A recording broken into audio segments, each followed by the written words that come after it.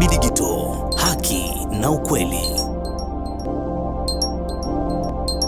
Jamani, kulikuwa kuna mazungumzo ya Irani na Marekani. Sasa mazungumzo yamemalizika na taarifa iliyotolewa inasema hivi: Irani ina matumaini ya maendeleo baada ya duru ya 5 ya mazungumzo ya nyuklia na Marekani. Waziri wa mambo ya nje wa Irani, Abbas Araghchi, amesema mazungumzo yalikuwa mojawapo ya duru za kitaalamu zaidi za mazungumzo. Bado wapatanishi wa Iran na Marekani wanaendelea, lakini wamehitimisha duru ya 5 ya mazungumzo, huku mpatanishi wa Omani akisema kulikuwa na maendeleo machache katika mazungumzo yenye lengo la kusuluhisha mzozo wa miongo kadhaa juu ya mpango wa nyuklia wa Tehran.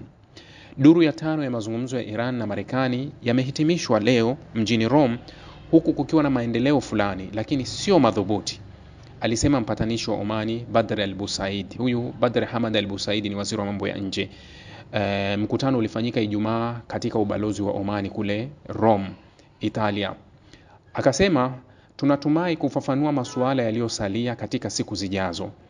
Pia alisema baada ya mazungumzo ya ngazi za juu ambayo yaliongozwa na waziri wa mambo ya nje wa Irani Abbas Araghchi na mjumbe wa rais wa Marekani Donald Trump Steve Witkoff, Araghchi aliambia televisheni ya taifa ya Irani kwamba mazungumzo hayo yamekuwa moja ya mazungumzo ya kitaalamu zaidi hadi sasa. Tulieleza kwa uthabiti msimamo wa Irani, ukweli kwamba sasa tuko kwenye njia nzuri. Kwa maoni yangu yenyewe ni ishara ya maendeleo, Araghchi alikuwa anaiambia Press TV ya Iran. Mapendekezo na masuluhisho yatapitiwa upya katika miji mikuu husika na duru inayofuata ya mazungumzo itapangwa ipasavyo. Msemaji wa Wizara ya Mambo ya Nje ya Iran Ismail Baghai alisema awali kwamba mpatanishi mkuu wa Marekani Steve Witkoff aliondoka wakati wa mazungumzo hayo mapema kutokana na ratiba yake na safari ya ndege, lakini mazungumzo yaliendelea katika utulivu hadi mwisho. Mazungumzo yanaendelea na yatafuata makubaliano mapya ambapo Irani itatakiwa sasa kuzuiwa kuzalisha silaha za nyuklia, huku vikwazo vya kimataifa vikiondolewa au vikipunguzwa. Lakini maendeleo kidogo yamepatikana hadi sasa, na Washington na Teherani zimechukua msimamo mkali hadharani katika siku za karibuni, hasa kuhusu kurutubisha urani ya Irani. Witkoff amesema Irani haiwezi kuruhusiwa kutekeleza urutubishaji wowote. Teherani ambayo ilimepandisha urutubishaji wake mpaka 60% kukaribia kufikia 90% ambayo inahitajika ya kuunda kombora. Kiongozi mkuu wa Irani Ayatollah Ali Khamenei wiki jana aliita mahitaji hayo ya Marekani ni kupita kiasi na kukasirisha, akionya kwamba mazungumzo yanayoendelea hayawezi kuleta matokeo. Kwa hiyo tunaweza tukaona kwa taarifa hii ambayo Irani wanatupasha na taarifa ambayo Omani wanatupasha, sijapata taarifa ya upande wa pili wa Marekani nione kipi kinachozungumzwa. Nimejaribu kufuatilia kwa upande nione kama kuna tamko la Marekani kuhusu haya mazungumzo, nione na wao wanatoa taarifa sawa na Irani au wao watatoa taarifa tofauti iliyotolewa na Omani na Irani, kwa sababu duru ya 5 ya mazungumzo ndio duru ambayo ilituweka kama duru ya awamu ya pili. Mnakumbuka duru ya kwanza ilifanyika na wakafurahia. Duru ya pili ikatupa pressure kubwa kuwa huenda kukatokea mashambulizi yoyote. Lakini duru ya 3 na ya 4 ilikwenda sawa. Hapakuwa na pressure kubwa sana. Duru ya 4 ilikwenda sawa. Hii duru ya 5 ndio ilikuwa imetupa pressure, kwa sababu tayari tulikuwa tuna taarifa za Israeli kujiandaa kuishambulia Irani kama vyombo vya habari vilivyonukuliwa, na baadaye tukaona taarifa ya Irani kusema kuwa itajibu kile kitachotokea. Kwa hiyo tulikuwa kwenye pressure fulani ambayo tunaona nini kitakuja kutokea, lakini hatuwezi kusema kama hii pressure imekwisha kwa sababu ni mapema sana. Mazungumzo yamemalizika jioni hii, lakini huwezi kumtrusti Marekani anachokizungumza, wala huwezi kumwamini Israeli anachokizungumza. Kuna wakati huzungumza kingine hutekeleza kingine jinsi walivyo. Mfano, huyu Steve Witkoff, mara kadhaa nimekuwa nikisema Steve Witkoff ni wiki jana tu alizungumza na Hamas, akawaambia muachieni Eden Alexander, askari wa Marekani Israeli. Mtapomwachia within 48 hours, sisi Marekani kwa kutumia nafasi yetu tutaishawishi Israeli, itakaa kwenye meza na itafungua duru ya mazungumzo, na tutakuwa tunaelekea kwenye mwelekeo wa kusitisha vita ndani ya saa 48. Hayo ni maagizo aliyoyasema nani? Steve Witkoff. Hamas wakakubali kumwachia Eden Alexander. Tunazungumza leo ni wiki takriban toka ameachiwa. Tunachokiona ni makombora zaidi na mauaji zaidi ndani ya Gaza. Kwa hiyo unaweza kusema kuwa kwa nchi kuwa na ahadi ambazo hazitekelezeki, ambazo ni za uongo, inatia doa kubwa sana kuwa hawa mbona wako hivi, yani uwezo wao uko vipi? Kwa sababu hawa wamekuwa wanaweza kusimamia mazungumzo ambayo mmoja anageuka na wao hawachukui hatua.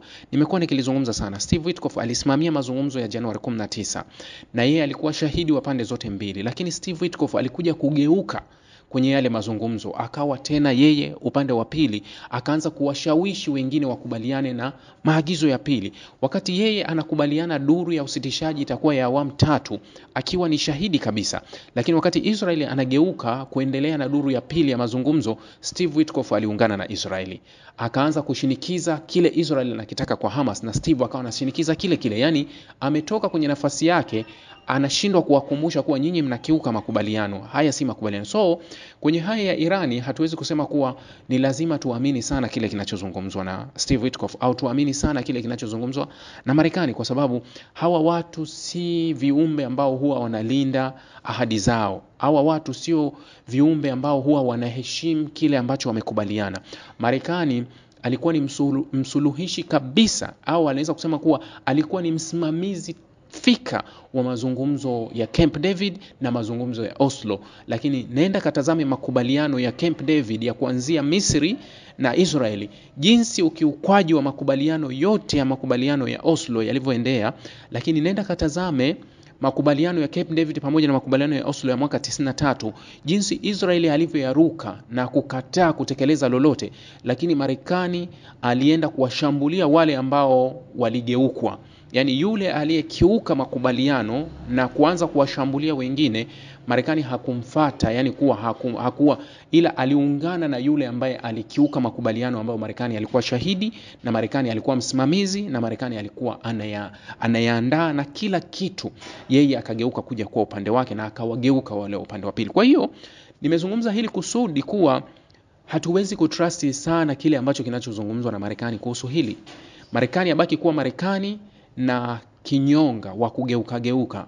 Leo atageuka hivi, kesho atasema hivi. Kwa hiyo taarifa iliyotolewa na ofisi ya Wizara ya Mambo ya Nje ya Irani kwenye ofisi ya Abbas Araghchi, tuiache kama ilivyo, halafu tuchukue taarifa ya kutoka Omani na yenyewe tuiache kama ilivyo, lakini tusubiri taarifa ya Marekani, kwa sababu wakati CNN inasema kuwa Marekani imegundua ujasusi kuwa Israel inapanga kuishambulia Irani, CNN hiyo ilisema kuwa inazo taarifa kuwa Marekani ndio ilikuwa inaiambia Israeli ijiandae kwa kufanya shambulizi. Sio, umeelewa? Yani ni mtu yule mwenye vichwa viwili vile anageuka huku na huku. Yani ni kinyonga yule ambaye anakugeukia leo anakuja kwa rangi ya kijani, kesho anakuja na rangi ya njano, lakini ni kinyonga yule ambaye akikaa kwenye meza anakuambia kitu kingine na akirudi upande wa pili anakuambia kitu kingine. Yani ni yule. Sasa mtu wa namna hii huwezi kumwekea warrant ya kusema 100% kuwa hii ni warrant ambao tunaizuia, lakini kiuhalisia hatuwezi tukafanya hivyo.